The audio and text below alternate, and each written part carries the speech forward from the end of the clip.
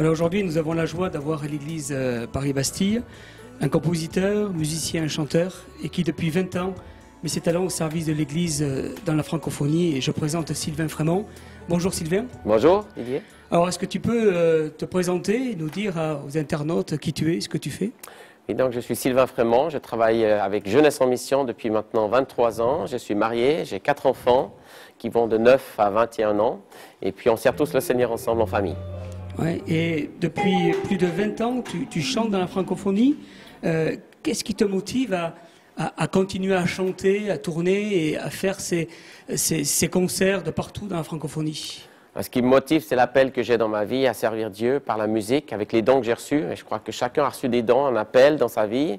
Moi, j'ai relevé ce défi, je me suis levé avec les dons que j'avais et j'ai commencé tout simplement dans mon groupe de jeunes, puis dans mon église locale, dans ma petite ville, à Yverdon en Suisse, puis à Lausanne. Et puis ensuite, ça s'est simplement élargi parce que Dieu m'a appelé dans une mission. Je travaille au niveau missionnaire dans tous les pays francophones et même au-delà. J'ai déjà visité à peu près 40 pays pour chanter et partager l'Évangile. Ah ouais. Alors justement, en parlant de l'appel, à quel âge tu as reçu cet appel et comment ça s'est passé? Tu peux nous expliquer ton expérience? Tout à fait, j'ai reçu cet appel à l'âge de 18 ans dans mon groupe de jeunes. J'ai ressenti vraiment la parole du Seigneur quand un prophète, un pasteur et plusieurs personnes ont annoncé cette parole. J'ai eu envie de suivre et puis j'ai attendu 10 ans jusqu'à ce que je rentre pleinement dans mon appel. Mais pendant ces 10 ans, c'était une attente active. J'étais impliqué dans la louange, j'étais impliqué déjà dans le ministère, dans l'évangélisation. Je me suis formé et un jour Dieu m'a dit, maintenant c'est le temps, tu peux lâcher. J'avais ma sécurité, mon travail, mon épouse qui travaille aussi. Et les deux ensemble, on a quitté pour entrer dans la mission du Seigneur. Oui, quand tu parles de mission, raconte-nous, c'est quoi, comment ça se passe? Alors on s'est joint à une mission qui s'appelle Jeunesse en Mission, parce qu'ils avaient une base tout proche de chez nous et souvent il y avait des séminaires, des rencontres et très vite on a pu rencontrer des autres missionnaires qui nous ont donné envie. Cette mission c'est de partager l'évangile à tous les peuples, à toutes les langues, à toutes les tribus. Et notre appel principal, c'est par la musique et aux pays francophones, parce qu'il y a beaucoup à faire dans les pays francophones. On connaît toute la mission anglophone dans les pays qui parlent anglais, mais francophones. Vous le savez bien, en France, il y a beaucoup à faire, en Afrique et dans tout le monde. Oui, bien sûr. Et tu vas aussi en Afrique? Tu tournes en Afrique? Oui, je vais régulièrement en Afrique, à peu près chaque année. Je tourne, j'ai fait déjà une dizaine de pays d'Afrique pour des concerts et aussi de la formation, parce que je travaille dans la musique, mais aussi dans la formation, dans l'enseignement, de la louange. D'accord. Justement, en parlant de formation, raconte-nous qu'est-ce que tu fais, quelle est cette expérience de la formation? Tu vas dans les églises, tu vas dans les écoles bibliques? Raconte-nous quelques... Oui, justement, moi-même, j'ai commencé ma formation à Jeunesse en Mission, puis je me suis formé ensuite sur le terrain, encore avec Jeunesse en Mission. On a fait des écoles de louange qui durent 6 mois. Et dans ces écoles-là, on se forme vraiment à fond. Et puis maintenant, je redonne ces cours-là, et ceux que j'ai aussi travaillé moi-même dans les églises. Donc des fois, c'est juste sur un week-end, des fois, c'est sur plusieurs mois, des fois, c'est régulièrement toutes les semaines.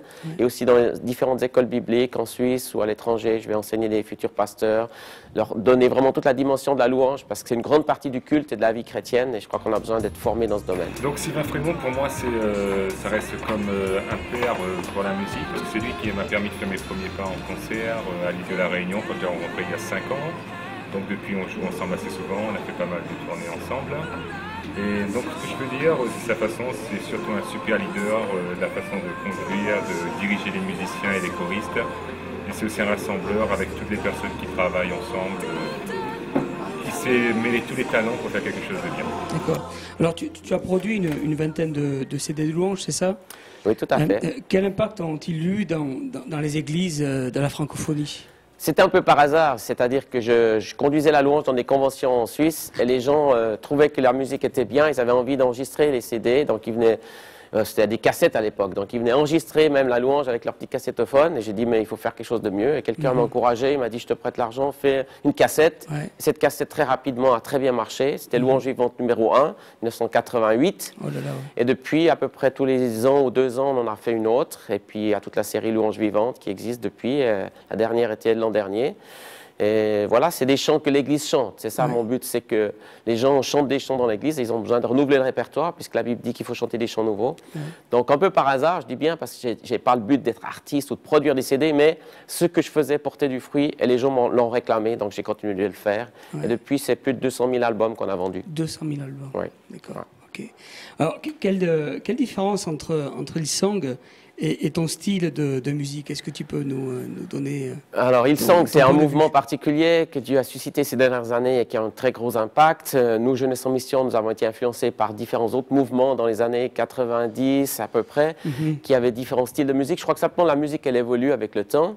Et puis l'Église évolue aussi avec cela. Donc, moi, j'essaie de toucher différents styles pour aussi connecter différentes personnes. Donc, je puise des chants chez Hillsong, mais j'en puise aussi dans d'autres sources, chez Wynyard, en Angleterre, aux États-Unis. Puis aussi, on essaie d'en composer de plus en plus.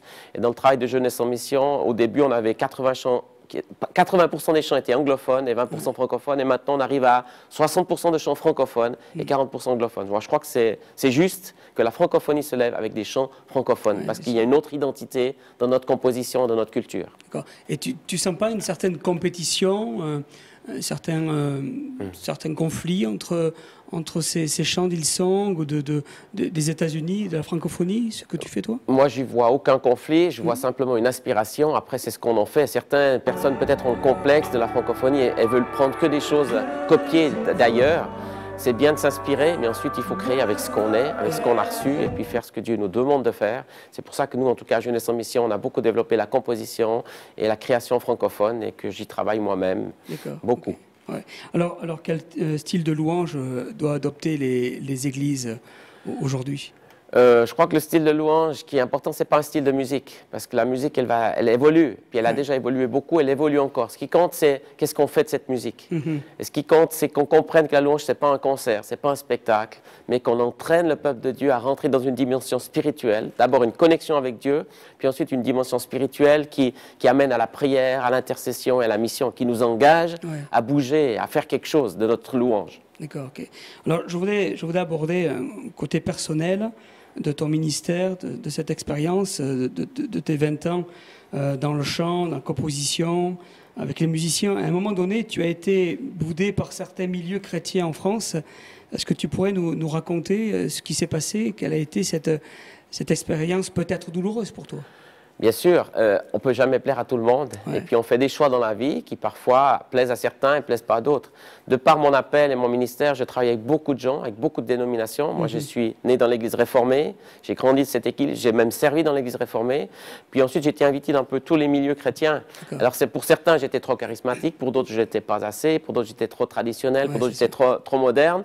Et puis aussi dans les approches, dans le fonctionnement avec différents ministères, certains ont apprécié, d'autres ont moins apprécié. Moi, je cherche de rester fidèle à mon appel, de faire ce que Dieu me dit, et puis de travailler avec tout le corps de Christ, parce que le royaume de Dieu, c'est aussi ça, c'est différentes facettes, différentes tendances, différentes personnes. Et moi, je crois que c'est un privilège d'avoir pu toucher différents milieux. Certains ont de la peine à le concevoir. Moi, je considère vraiment comme un privilège. Et puis, j'apprends aussi de chaque expérience et j'essaie de grandir et de garder ce que Dieu me demande de faire. Oui, bien sûr. Aujourd'hui, tout ça, c'est du passé. Tout à fait. Il y a très peu de portes qui me sont fermées. Là, au contraire, j'ai même trop de portes ouvertes et j'ai pas assez de temps pour aller partout où on me demande. Oui, bien sûr. Et puis en plus, ce soir, tu vas faire un concert ici à l'église Paris-Bastille. Avec grand plaisir. C'est une joie pour nous de t'accueillir, bien sûr. Tout à fait. Je suis très, très heureux d'être là aussi. Alors, quels sont tes projets pour l'avenir? Bon, 20 ans d'expérience, mais est-ce que tu as un avenir? Est-ce que tu t'es projeté encore pour demain? Bien sûr, j'ai tellement d'idées et de passion pour ce que je fais que je peux encore continuer assez longtemps. Parce que, justement, le fait qu'on désire aller plus loin, ça montre qu'il y a plein de portes qui s'ouvrent. Maintenant, j'ai mes deux fils qui jouent avec moi. Le fils aîné joue de la batterie, le deuxième de la guitare. Et il m'apporte aussi un nouveau style, des autres goûts musicaux. Il me donne des idées, on travaille ensemble, donc on développe des choses différentes. Et puis, l'Église aussi évolue. Certains mouvements se développent d'une autre manière. Donc, la musique change, mais je crois que le message reste. Et en même temps, on essaye d'être à l'écoute de ce que l'Esprit dit à l'Église aujourd'hui. Donc, avec une musique, donner un message. Parce que je crois que c'est aussi ça ce qui est important. Qu'est-ce qu'on dit dans nos chants? Oui. Alors, une dernière question.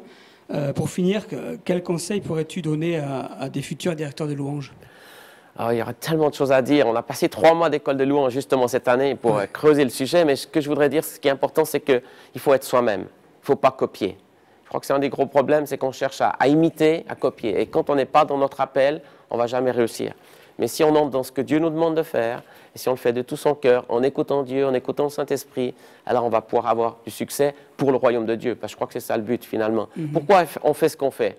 Si tu veux faire la louange pour avoir du succès, je crois que c'est mieux d'arrêter tout de suite.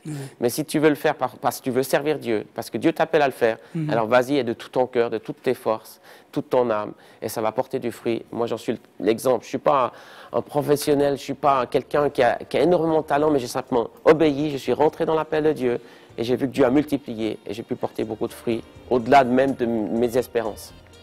Bon, Sylvain, merci pour cet entretien. Merci beaucoup à vous.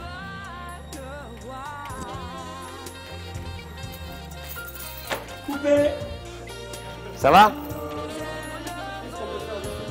Et quand on loue Dieu, on monte dans la puissance, on monte dans l'autorité, on monte dans la force.